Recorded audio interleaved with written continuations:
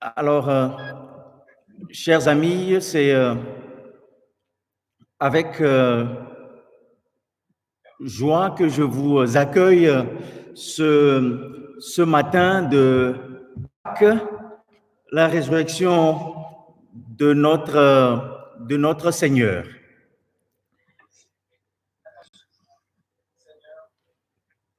C'est lui-même qui nous accueille, c'est lui qui nous a invités et c'est à lui que nous rendons grâce. La paix, la grâce vous sont données de la part de Dieu, notre Père, et de Jésus-Christ, notre Sauveur. Le Seigneur nous appelle, le Seigneur nous rassemble, le Seigneur nous unit, il est présent parmi nous. Invoquons-le. Père, nous te remercions pour ce jour et cette heure mise à part dans notre vie. Voici pour nous un temps de paix, un temps d'écoute et de louange. Un temps où par ton esprit, nous apprenons à vivre en communion avec Jésus, le Christ ressuscité. Amen. Je vous invite tout de suite à la louange et je vous invite à vous unir d'intention avec cette louange. Nous te louons et nous te bénissons pour ta parole dans nos silences, pour ta fidélité dans nos errances, pour ta lumière dans nos obscurités, pour ta foi dans notre incrédulité. Nous te louons et nous te bénissons pour ta source dans nos déserts, pour ta vie dans nos cimetières, pour ta présence dans nos exils, pour ton souffle dans notre fragilité. Nous te louons et nous te bénissons pour ton feu dans nos nuits, pour ta paix dans nos conflits, pour ton Fils dans nos malheurs, pour ta guérison dans nos peurs. Nous te louons et nous te bénissons pour ta victoire sur nos inquiétudes, pour ton pain dans notre solitude, pour ton évangile sur nos blessures et pour ta résurrection dans nos fractures. Je vous invite donc à chanter tout de suite le 271, le premier, le troisième et le quatrième couplet.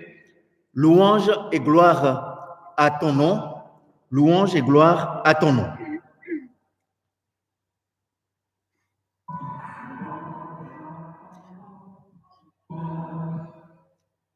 Alors, nous allons chanter, ça c'est la technique, et ça part tout de suite, donc vous êtes à peu près prêts et l'on commence. Alléluia, alléluia, alléluia, alléluia, gloire à Dieu, au plus haut des cieux. Gloire à Dieu, au plus haut des cieux. Nous, il fit des merveilles, alléluia, alléluia. Éternel est son amour, alléluia, alléluia. Gloire à Dieu, au plus haut des cieux. Gloire à Dieu, au plus haut des cieux. Je veux chanter pour mon Dieu, alléluia, alléluia. Les jours de ma vie, alléluia, alléluia. Gloire à Dieu, au plus haut des cieux. Gloire à Dieu, au plus haut des cieux. Gloire à Dieu, au plus haut des cieux. Gloire à Dieu, au plus haut des cieux. Gloire à Dieu, au plus haut des cieux. Et je vous invite encore à la prière avant de lire les Écritures. Père, c'est avec joie que nous répondons ce matin à ton invitation à écouter la parole, à écouter ton enseignement, à écouter tout simplement ce que tu as à nous dire, c'est-à-dire ton amour. Viens et parle-nous au travers de ta parole, qu'elle soit pour nous ferment de vie, qu'elle soit pour nous résurrection. Amen. Je vais peut-être demander à Joël si elle est là. Je l'avais vue arriver. Oui, je suis là. Voilà, si elle peut nous lire l'évangile de Matthieu au chapitre 25, les 10 premiers versets. Donc Matthieu 28, 1 à 10. Après le sabbat, dimanche au lever du jour, Marie de Magdala et l'autre Marie vinrent voir le tombeau. Soudain, il y eut un fort tremblement de terre. Un ange du Seigneur descendit du ciel, vint rouler la pierre et s'assit dessus. Il avait l'aspect d'un éclair et ses vêtements étaient blancs, comme la neige. Les gardes en eurent une telle peur qu'ils se mirent à trembler et devinrent comme morts. L'ange prit la parole et dit aux femmes, « N'ayez pas peur, je sais que vous cherchez Jésus, celui qu'on a crucifié. Il n'est pas ici, il est ressuscité comme il l'avait dit. Venez, voyez l'endroit où il était couché. Allez vite dire à ses disciples, il est ressuscité et il vous précède en Galilée. C'est là que vous le verrez. Voyez ce que j'avais à vous dire. Voilà ce que j'avais à vous dire. » Elles quittèrent rapidement le tombeau, remplies tout à la fois de crainte et de grande joie, et coururent porter la nouvelle aux disciples. Tout à coup, Jésus vint à leur rencontre et dit, « Je vous salue. » Elles s'approchèrent de lui, saisirent ses pieds et se prosternèrent devant lui. Jésus leur dit, « N'ayez pas peur, allez dire à mes frères de se rendre en Galilée, c'est là qu'ils me verront. » Et puis, moi, je lis aussi l'évangile, la première lettre de Paul à la communauté de Corinthe, au chapitre 15, les 11 premiers versets. Paul dit aux Corinthiens, « Frères, je désire vous rappeler maintenant la bonne nouvelle que je vous ai annoncée, que vous avez reçue et à laquelle vous êtes fermement attachés. C'est par elle que vous êtes sauvés. Si vous la retenez telle que je vous l'ai annoncée, autrement vous auriez cru inutilement. Je vous ai transmis avant tout cet enseignement que j'ai reçu moi-même. Le Christ est mort pour nos péchés, comme l'avaient annoncé les Écritures. Il a été mis au tombeau et il est revenu à la vie le 3e jour, comme l'avaient annoncé les Écritures. Il est apparu à Pierre, puis aux 12. Ensuite, il est apparu à plus de 500 de ses disciples à la fois. La plupart d'entre eux sont encore vivants, mais quelques-uns sont morts. Ensuite, il est apparu à Jacques, puis à tous les apôtres. Enfin, après eux tous, il m'est apparu à moi, bien que je sois pareil à un être né avant terme. Je suis en effet le moindre des apôtres. À vrai dire, je ne mérite même pas d'être appelé apôtre, car j'ai persécuté l'Église de Dieu. Mais par la grâce de Dieu, je suis ce que je suis, et la grâce qu'il m'a accordée n'a pas été inefficace. Au contraire, j'ai travaillé plus que tous les autres apôtres, non pas moi en réalité, mais la grâce de Dieu qui agit en moi. Ainsi, que ce soit moi, que ce soit eux, voilà ce que nous prêchons, voilà ce que nous avons cru. Amen.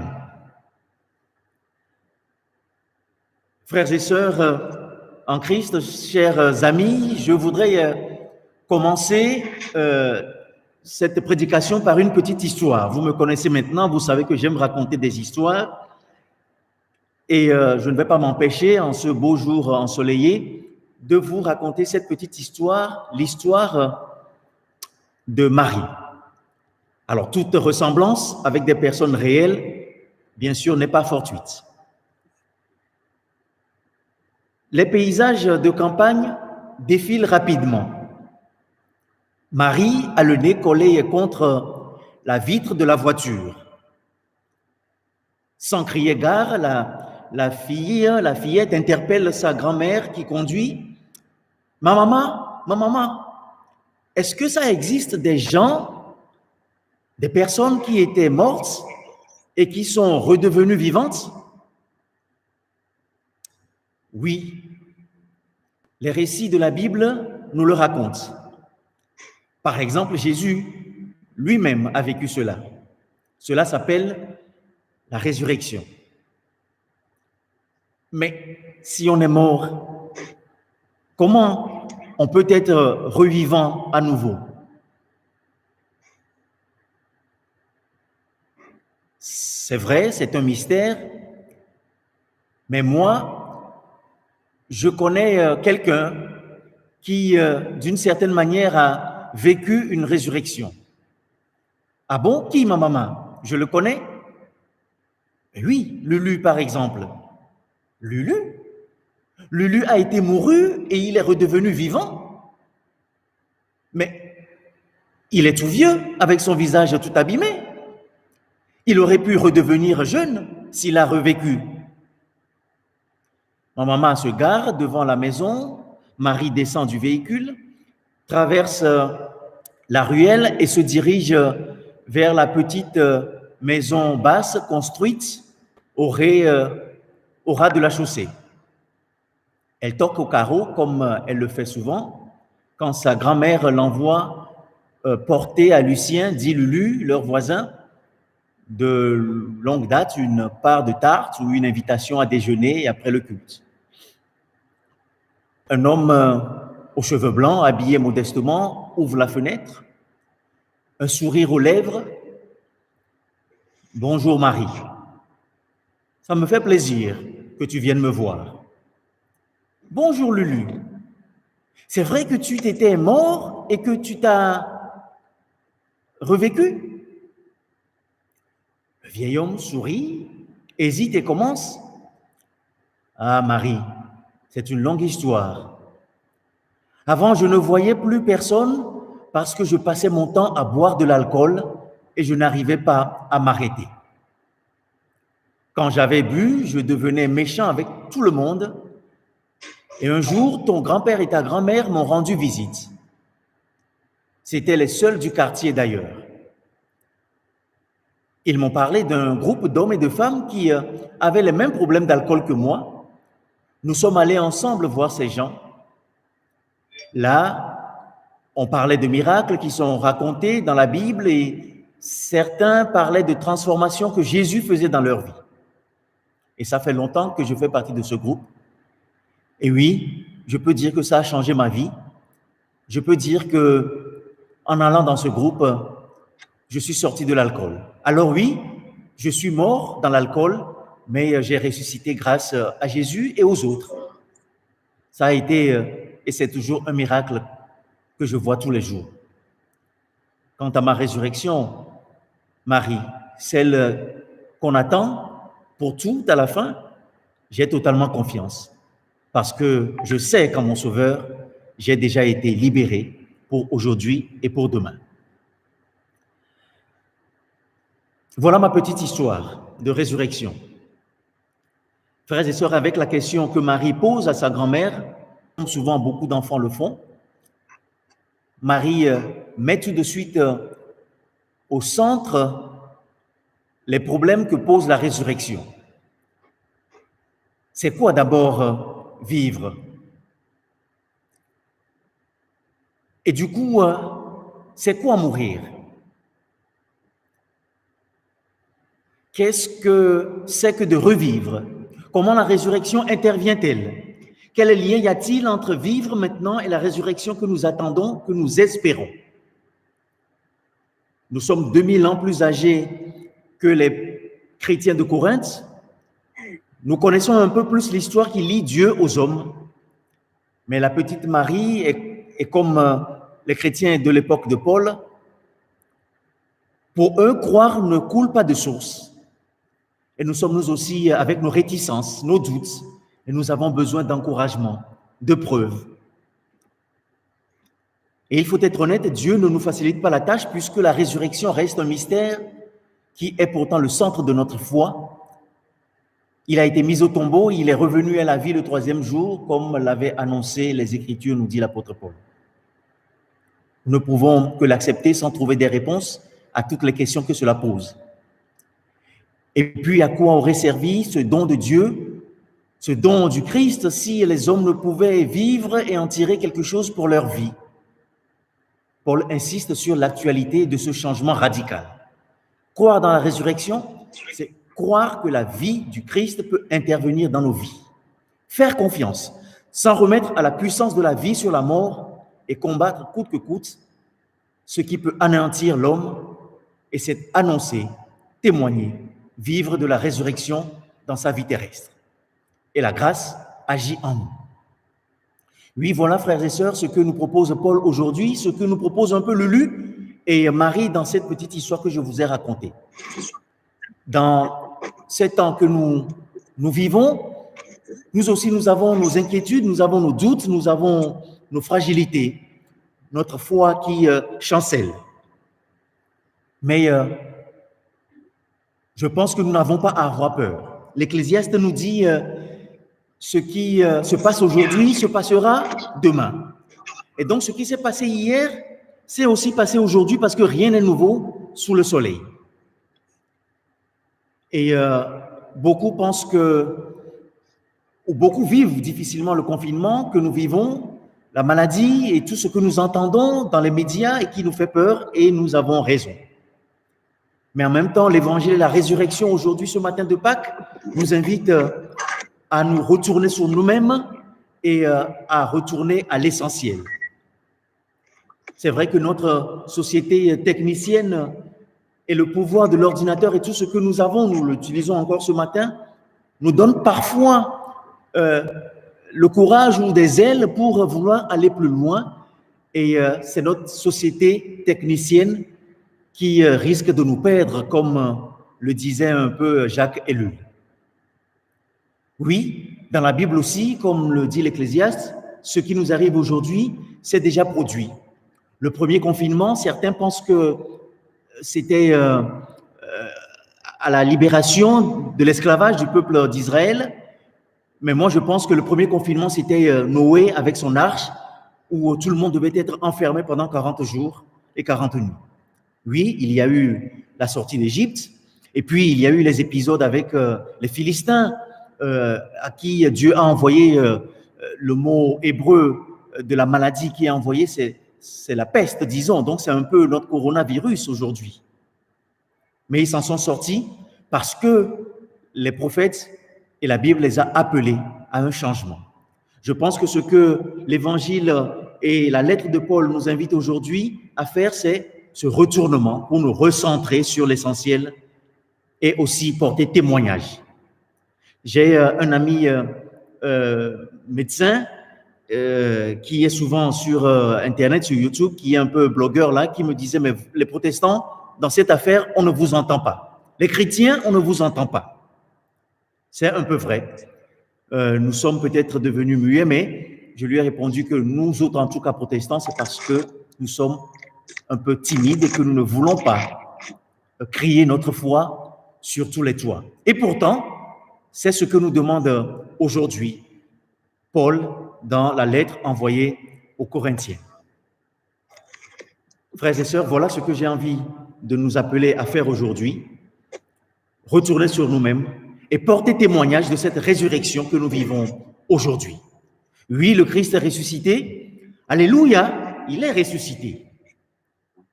Soyons-en conscients, soyons-en fiers et allons allons dans les rues, pas aujourd'hui parce que nous sommes confinés, mais allons avec cette foi et allons porter un témoignage de notre foi.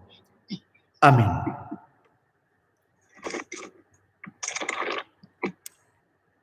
Et je vous invite à chanter. Alors, je ne sais pas si vous me voyez encore parce que j'ai l'impression que ça a coupé chez moi.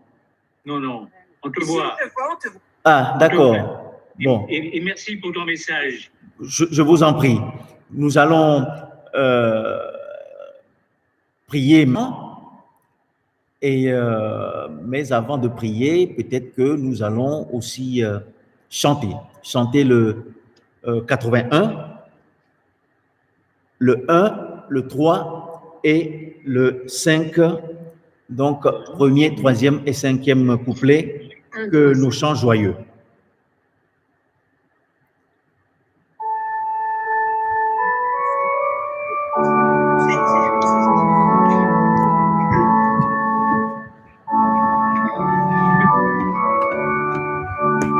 Ni dans les grèces, de Dieu le puissant règne, qui met sa vigueur en notre faiblesse.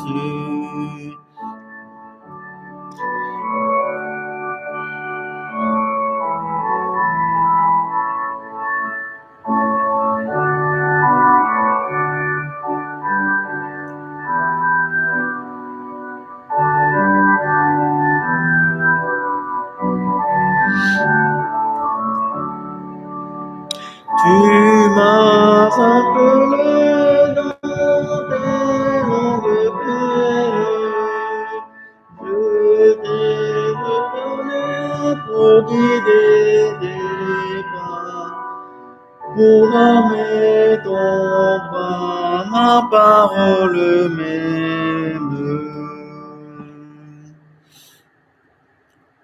Je vous invite à la confession de foi. Je crois en Dieu, le Père Tout-Puissant, Créateur du ciel et de la terre. Je crois en Jésus-Christ, son Fils unique, notre Seigneur, qui a été conçu du Saint-Esprit et qui est né de la Vierge Marie. Il a souffert sous Ponce Pilate, il a été crucifié, il est mort, il a été enseveli, il est descendu aux enfers. Le troisième jour, il est ressuscité des morts. Il est monté au ciel, il siège à la droite de Dieu, le Père Tout-Puissant. Il viendra de là pour juger les vivants et les morts.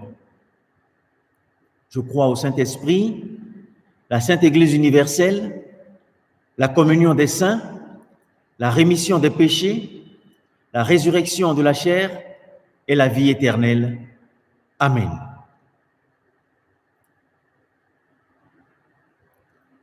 Frères et sœurs, je vais maintenant vous inviter aujourd'hui,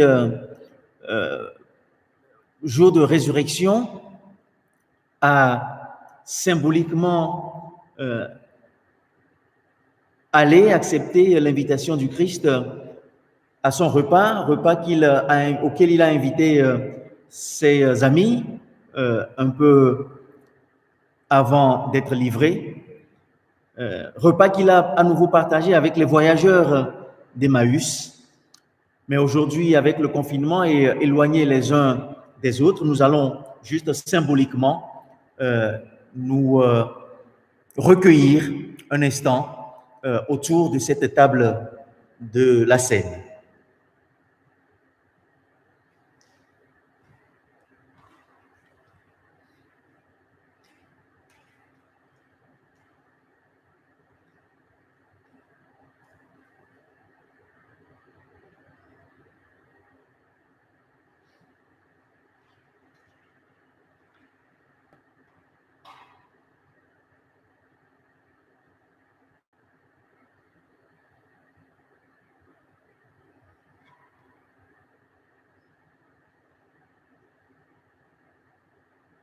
Merci Seigneur, merci Père pour tout ce que tu nous donnes. pour vivre. Merci pour tous tes dons. Merci pour le don de ton Fils, notre Seigneur Jésus-Christ. Don de lui-même pour nous guérir. Don de lui-même pour nous relever.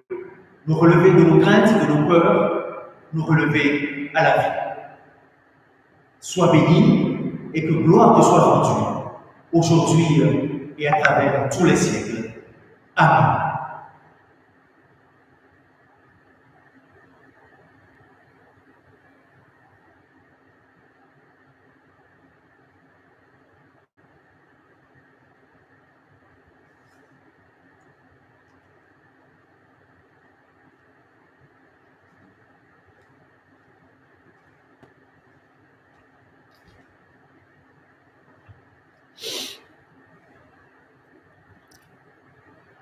Je vous invite encore à la prière.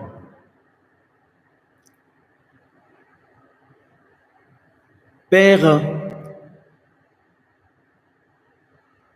la résurrection à Pâques de ton Fils, notre frère, nous fait prendre conscience que c'est souvent du fond de l'échec que jaillit la victoire, que c'est au creux de l'angoisse que naît l'espérance. Nous acceptons aujourd'hui, en tout cas, nous avons le désir d'être ressuscités, c'est-à-dire de sortir de notre péché, de nos manquements, de nos peurs, de nos fragilités, pour nous laisser transformer par la force, l'amour et la lumière qui vient de toi. Nous acceptons, nous avons le désir de ressusciter avec Jésus le Christ. Nous avons le désir de mettre en lui notre confiance, de suivre chaque jour son chemin, de vouloir les exigences de l'Évangile, de lui dire oui sans condition, sans limite. Nous acceptons de passer d'une existence vide, égoïste, à une existence pleine d'amour pour Dieu et pour les autres, nos frères en humanité. Mais tourne ton regard et vois comment nous sommes encore frileux, craintifs, remplis de doutes, et viens à notre secours. Seigneur notre Dieu, par ton Fils qui est la lumière du monde, tu as donné aux hommes la clarté de ta lumière. Que ton esprit fasse de nous des hommes nouveaux. Éternel, en ces temps troubles que vit le monde, de longues paroles de notre bouche ne seraient pas assez fortes pour te dire notre confiance. C'est pour cela que nous voulons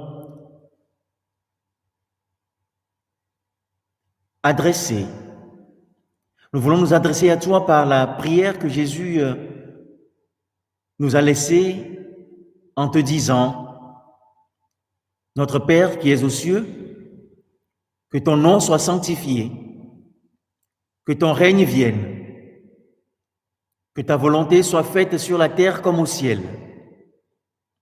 Donne-nous aujourd'hui notre pain de ce jour. Pardonne-nous nos offenses comme nous pardonnons aussi à ceux qui nous ont offensés. Et ne nous laisse pas entrer en tentation, mais délivre-nous du mal.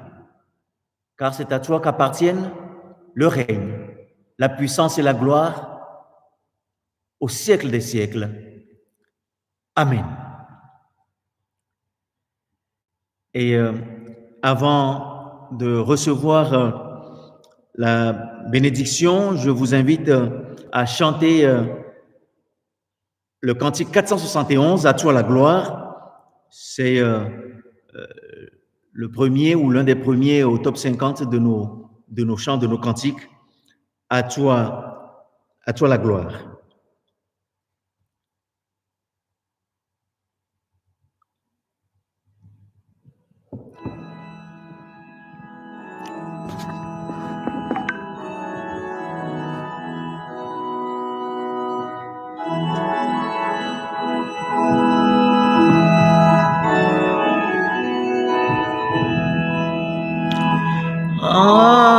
À toi la gloire, ô ressuscité. À toi la victoire pour l'éternité. Brillant de lumière, l'ange est descendu. Il roule la pierre du tombeau vaincu. À toi la gloire, ô ressuscité. À toi la victoire pour l'éternité. Oh, c'est lui, c'est Jésus.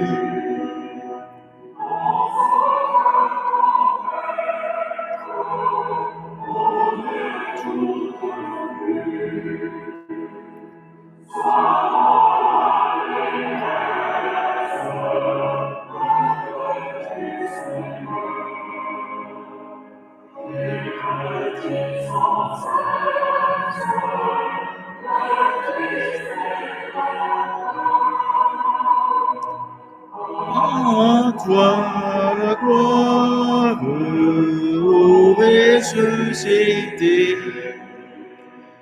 À toi la victoire pour l'éternité.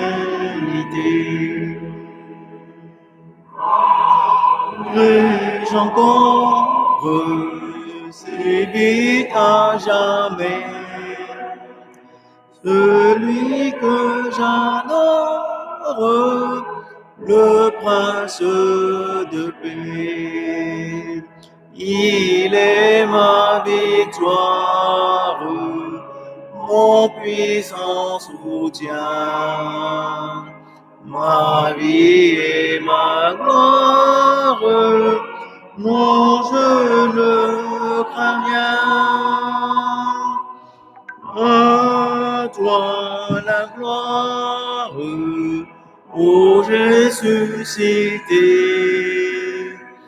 À toi la victoire pour l'éternité.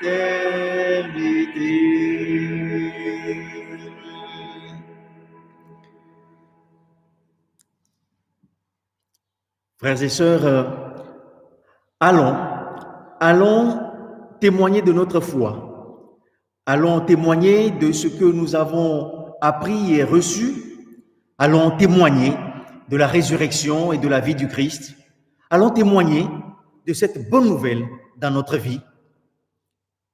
Et que la paix de Dieu qui surpasse toute intelligence, la paix de Dieu qui dépasse tout ce que nous pouvons comprendre, garde nos cœurs en Jésus-Christ. Allez dans la paix du Christ. Amen. Mes amis, alléluia, il est ressuscité. Je vous souhaite un bon dimanche de Pâques. Je vous souhaite plein de bonnes choses pour toute la semaine à venir et je vous donne rendez-vous très bientôt, dimanche prochain, et puis la semaine sur ma chaîne YouTube dont vous avez le lien. Alors, j'ai l'impression que le direct a coupé. Alors, tout à l'heure, on m'a dit non, j'étais confiant, mais j'ai l'impression qu'il n'y a plus de direct. Est-ce que quelqu'un m'entend? Non, personne ne répond, donc oui, ça a coupé. Alors, je ne sais pas à quel moment, je ne sais pas pourquoi, mais voilà, je vous donne rendez-vous dimanche prochain. Si vous regardez ou vous voyez la suite de ce culte sur YouTube, bon dimanche à vous et à tous vos proches. Que la paix soit avec vous.